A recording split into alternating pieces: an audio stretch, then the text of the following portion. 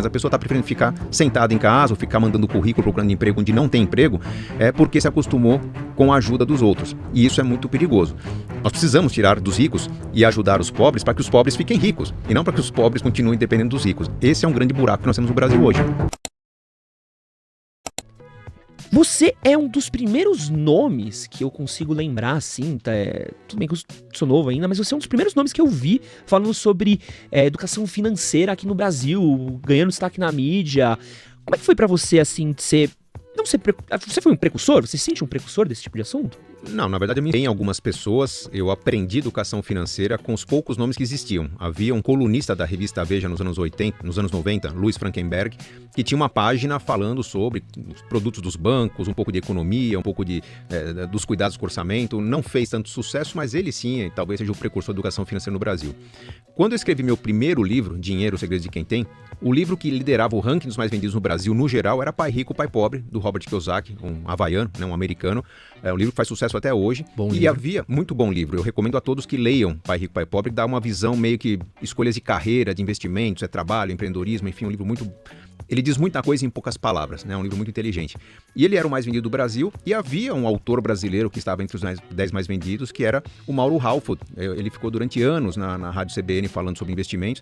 Tinha um livro chamado Investimentos, que eu considerava excelente. Eu lembro na época, o Investimentos do Mauro Halford tinha 100 mil exemplares vendidos. Eu dizia, cara, se um dia eu tiver 10% do que esse cara vendeu, eu terei feito já o meu trabalho. Quem diria, né? Quantos livros você vendeu? Eu tô com um pouco mais de 3 milhões de exemplares vendidos hoje. Uau! Tem história. Metade dessa venda é Casais Inteligentes e Enriquecem Juntos, que continua sendo o meu livro mais vendido, apesar que eu tenho outros livros que eu considero bem interessantes, bem importantes, mas Casais Inteligentes fez história. Hoje todo mundo que se casa acaba ganhando um exemplar do Casais Inteligentes. Tem um capítulo dele só para quem está preparando o casamento. Mas, apesar de não ser o precursor, não ser o pai da educação financeira, eu percebi que havia uma lacuna gigante no Brasil. Quando eu comecei a escrever, o produto de crédito mais utilizado no Brasil, pasmem, era o cheque especial. As pessoas usavam mais, no geral, o volume de cheque especial era maior que o volume de financiamento imobiliário, financiamento de carro, empréstimos pessoais. Então se usava muito mal os empréstimos, muito mal o crédito. E o produto de investimento mais utilizado, que hoje ainda está entre os primeiros, mas era o número 1, era a caderneta de poupança, que para quem estudou um pouquinho, leu um pouquinho, está bem atrás de produtos de investimento equivalentes em desempenho e segurança. Então eu percebia que tinha muito a ser dito.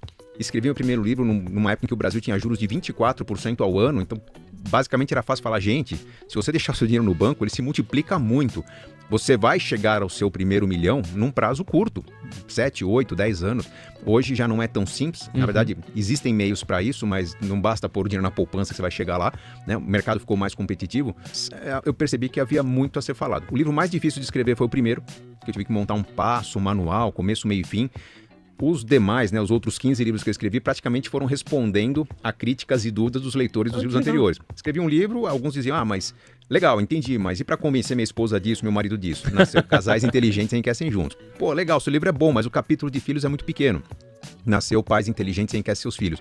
E a cada demanda do público, eu escrevia artigos, respondia textos, criava conteúdo no meu blog, e esse material foi alimentando a criação de novos livros. Não diria que foi um grande trabalho.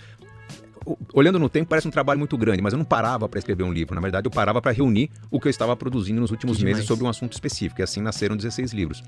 E nessa sua jornada, como é que você resumiria o que é inteligência financeira? Inteligência financeira é colocar em prática a educação financeira que todo mundo conhece. Todo mundo já sabe, nós sabemos que 73% dos brasileiros estão endividados hoje, mas as pesquisas mostram que eles sabem porque caiu a renda e não tinha reserva de emergências, porque o custo fixo está muito elevado, porque comprou muito a prazo. Então as pessoas sabem o que fazer, sabem que tem que cuidar do futuro, sabem que não conseguem cuidar do futuro e tem mil desculpas para isso. A inteligência financeira é quando você consegue fazer com que essa educação financeira se torne prática. Tem componentes muito mais comportamentais do que financeiros propriamente ditos. Puxa, se eu ganho, digamos, 2 salários mínimos, que não é uma maravilha, O próprio Diese, o órgão de governo, diz que o salário mínimo deveria ser de 6 mil reais no Brasil, mas se eu ganho 2 mil reais, não dá para viver de maneira digna. Não dá, nas grandes cidades brasileiras. Mas será que se de repente eu tivesse um pouco mais de mobilidade, ampliasse meu leque de possibilidades, imaginasse onde que as pessoas que ganham 2 mil reais por mês no Brasil vivem bem?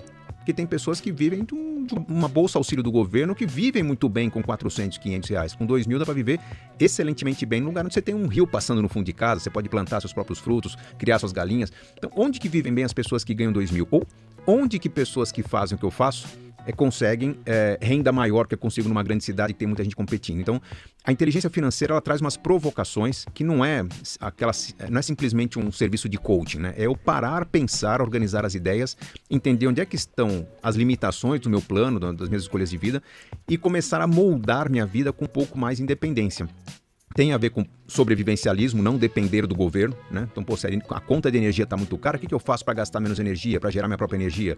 Se o carro está muito caro, como é que eu faço para me transportar gastando menos? Então, a inteligência financeira tem a ver com qualidade das escolhas. Não é simplesmente fazer as contas do quanto poupar por mês durante quanto tempo, em quanto tempo eu consigo me aposentar. Tem muito a ver com criatividade e comportamento. Nesses últimos anos, a gente tem falado bastante sobre educação financeira. Sim. É uma coisa, eu não lembro de ter tido nada disso na escola. Me ensinaram como preencher esse cheque, como calcular juros ali numa aula que eu claramente não prestei atenção e é isso. E deram um tapinha nas costas e boa sorte. É isso aí. Torce pra passar na USP e ganhar um bom emprego. Vai. Onde você vê que tá o déficit? Onde é que tá essa falta dessa falta de aprendizado nosso sobre inteligência financeira? Onde é que a gente tá errando? É na primeira infância? É no colegial? É na faculdade? Onde é que tá o processo que a gente deveria melhorar? Bom, tem alguns equívocos que eram cometidos e foram corrigidos, alguns que continuam sendo cometidos. Primeiro, a falta de educação financeira é o problema número 1. Muito se aprendia sobre português, matemática, história, geografia, enfim, conteúdos que são importantes, mas que com falta de instrumentação, equipamentos, estrutura na escola, até projetos de vida, quando você não coloca um conteúdo interessante num projeto interessante, ele não decola. Então, o fato de não ter na escola uma visão do empreendedorismo, uma visão da realização de objetivos na vida, de caminhos do que você tem que concretizar na vida, eu não estou falando só de educação financeira, mas é um conjunto, né? Não tem aprendizado sobre como viver.